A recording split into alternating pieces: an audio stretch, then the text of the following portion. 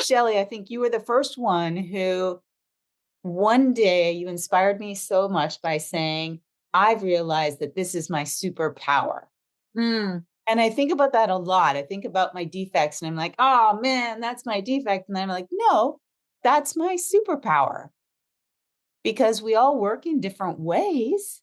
And right. just recently, because I've been so busy and I work project to project, so I'll go like hard for a month.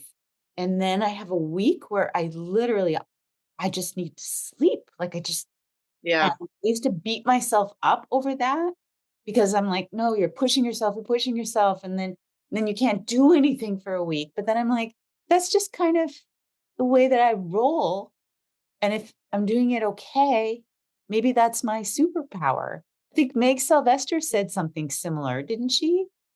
I think so. Yeah. It's like if you don't, it's like how figuring out how you work and how you work best, and then like really making sure that you honor that.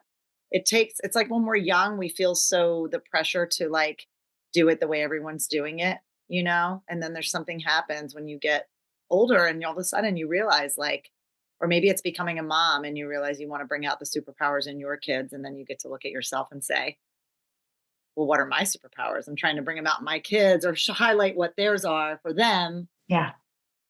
Which you're so good at. You're so sweet. We're jumping right in. We're like, this is mom 101. Be happy, happy, happy, happy, happy. Gonna keep your chill.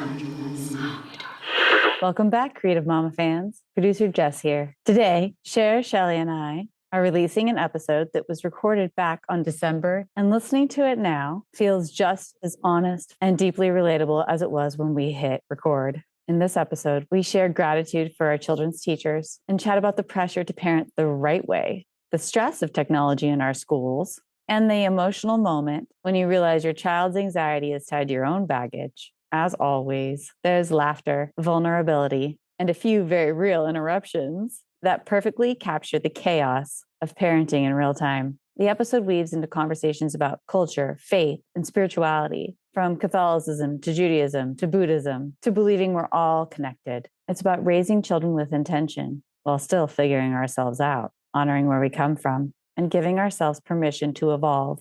Let's dive in. I think teachers are amazing. I love all the teachers at my kids' school. They work so hard. They are so underpaid. They take such good care of our kids. And I don't know, I just wanted to pay them respect. Yeah.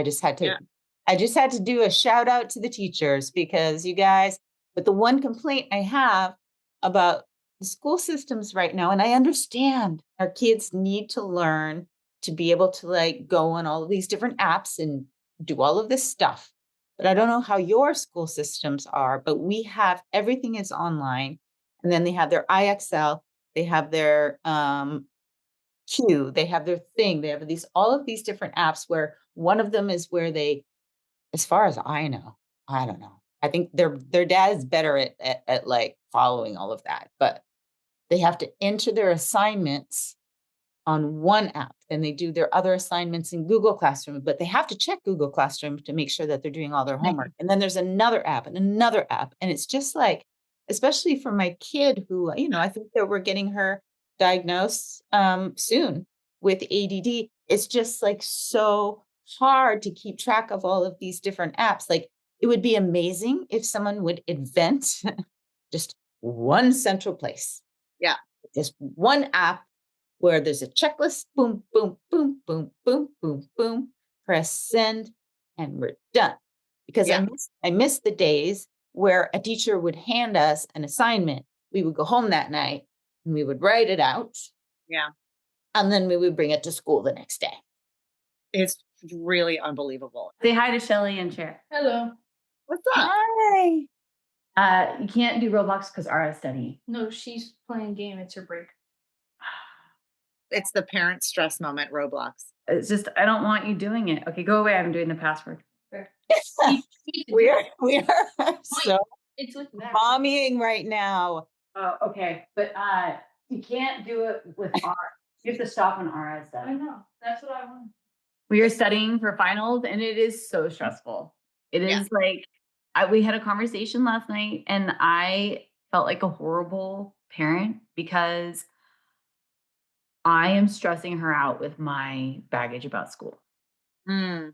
I woke up this morning and I was like, I have to like change how I parent. Because she said she gets anxiety when she sees she has a missing assignment and she thinks about me. Yeah. And like how you're going to react react to it, handle it. And I thought I was handling it pretty good, but I was not handling it well.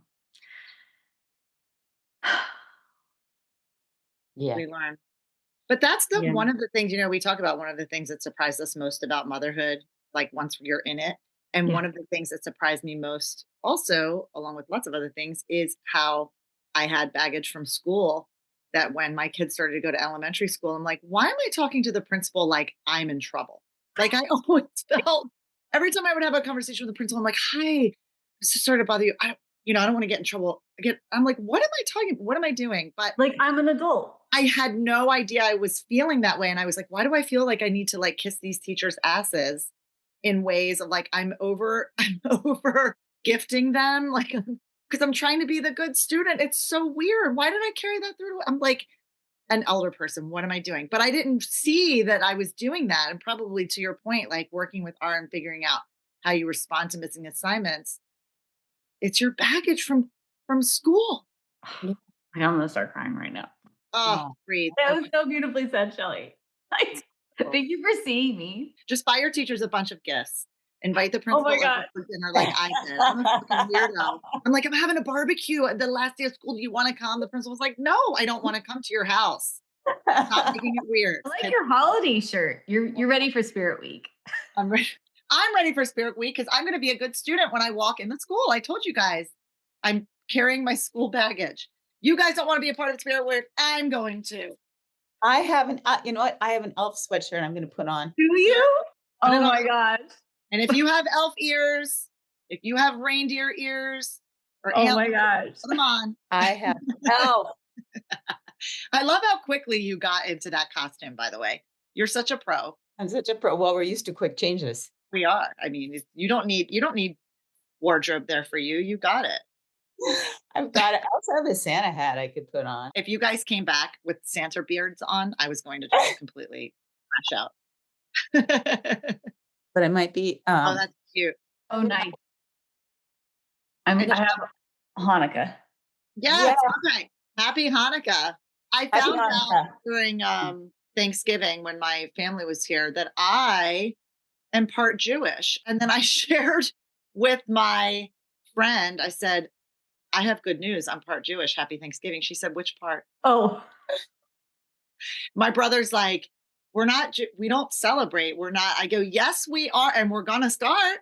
We celebrate it as culture. So yeah, you're going to be like, you just are who you are. Yeah. Like you don't have to believe in it. You just have to tell people you are. That's what I'm going to start. Well, I love that, Jess. I think that, I mean, I do think there are some things that you have to say like, no, this is in the family. This is what you are. Like when you get older, you get to pick. But like at some point, I mean, I'm not going to tell my kids what to believe, but as a family, if we practice certain things, you're allowed to challenge it, but you have to participate in it because it's part of our practice and our culture. It's our culture. That's it exactly. It's part of our culture. And it's also about like everybody who came before you. Yeah, like your ancestors. Honoring. And we all come from different, same with my family. We all come from, I was raised Catholic and then I left that and then I went more to like Buddhism for a while. And I have my own beliefs. I have my own beliefs in my higher power. Jeremy was raised, his dad was very Catholic, his mom's Lutheran. And I actually have a funny story. When I was pregnant with Summer, I said to Jeremy, I said, in honor of my mother, who's very Catholic, and your father, who's very Catholic, I think it would be lovely in honor of them to have Summer baptized in a Catholic church. Great. Okay, we're going to do that. We found a church in Jersey City and went and met with them, managed to get all of our paperwork together, did it. We had her baptized Catholic. We're like, yay, we did it for the parents, and she's baptized and she's a child of God, and yay. So Willow came along a little bit later. And I said, wouldn't it be nice to have her baptized at your dad's church in Pennsylvania? Because he's a huge member of the church. Like he was like a teacher there, and he was just like, he's since passed. But and he said, okay, great. So he puts me on a phone call with the deacon. Now, granted, it was winter in New York. I was super pregnant with Willow, and I had like a 17-month-old toddler. So I was already stressed out. I call him. He says to me, okay, well, we need all of your paperwork, showing that you're Catholic, you've gone through all of the confirmation and everything. And I said, okay, well, yes, my mom's in Canada right now. I can ask her to look through all of our files, but like I'm in New York, she's in Canada. I can promise you that we are Catholic. So I think she found some stuff. We sent it to him, and he's like, who are the godparents going to be? And I said, my sister, Azure, is going to be Willow's godmother. And then, Jeremy's friend is going to be her godfather. Well, I need to see proof that they're Catholic. And I was like, so I told my mom, I'm like, Mom, I thought you did. I'm godparent to some kids, and I'm not Catholic. I don't know, but this guy, he was like, so then I called my mom, and she's like, I can't find any of Azure's like stuff. Like I can't find it. I mean, this is like what, 40 years ago. So I call him back and I said, we can't find her stuff, but I can promise you she's going to be a really good godmother. And he said, well, what does she do? Where is she right now? I said, well, she's in Germany because she's a choreographer. She travels most of the time. So it's really also hard for her to try and find these documents for you. And he said, well, if she travels all the time, do you really think that she's going to be a good choice for you as a god? Wholly judgmental. And I lost it on him. I went bonkers. I was like, how dare you tell me who is going to be the godmother of my child? I was like, and I went off. And then I was like, I'm getting really angry right now. I'm going to hang up the phone and I'm going to have my husband call you back. And then I like hung up, right? And then of course, I'm going to say 5 Hail Marys and then I'll be back. Then I'm like, oh my God, this is my father-in-law's church. And hilarious. Yes, hilarious. So Jeremy walks in the door that day and I was like, hi. I was like, do you want me to pour you a drink? And he was like, what happened? And I was like, oh, really? He was like, what happened? And I was like, told the police to yeah. fuck off. So I kind of told the deacon to fuck off. Long story short, he called his dad. His dad understood. Actually, his dad's pretty cool. He kind of thought it was hilarious. And then we were like, well, we've got to get her baptized. So then we go to his mom's church. It's a Lutheran church. So we go Lutheran and we met with the what would you call the head of the Lutheran church? I don't know. And he sat with us and we told him the story. And he said, who am I to turn away a child of God? Of course, she can be baptized here. So one of my kids was baptized Catholic and one Lutheran, and I'm kind of more Buddhist. So our beliefs are just the universe, whatever you want to believe in. If you want to believe in magic and you really, really tap into that, when you can tap into that place that is greater than you, that's when you're touching God. And so that's sort of like the religious practice that we have in our house. Summer's not really so into it, but Willow really is. She prays at night and it's really sweet. She prays to her own God, her own. So yeah, but I kind of love it that I told the deacon off. That was kind of like, that's like one of the highlights of my life. So. It is strong mama vibes. It does. Strong mama bear vibes. Yeah. Yeah. Right. I was like, don't you dare tell me who is going to be the godmother of my child. Yeah. Absolutely. That's a great story. That is a great story. I mean, listen, don't even mess. I don't know if there is God, but I started to think maybe I'm more agnostic. Like it feels like there's something, but I told Ara my belief is that we're all like dolphins and we all are psychically connected. And so that's why you send love, because people are going to feel it, hear it, whether or not they fully understand what it is. And that's what I believe in.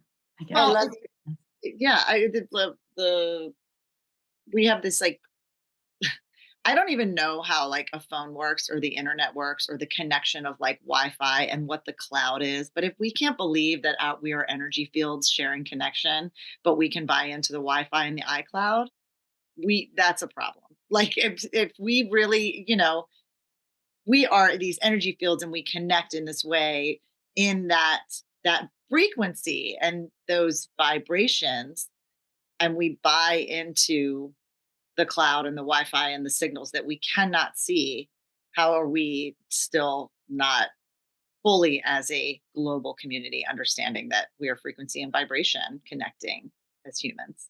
That is the most beautiful scientific way to approach interconnectedness.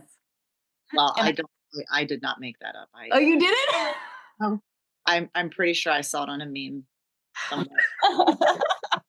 Journeys or Instagram journeys. I do not own that, but I'm sharing it as a way to say, wake up, America. Yeah. I love what Kelly Park said. And I think about her a lot when she said, you got to listen to that intercom. Got to listen to that intercom.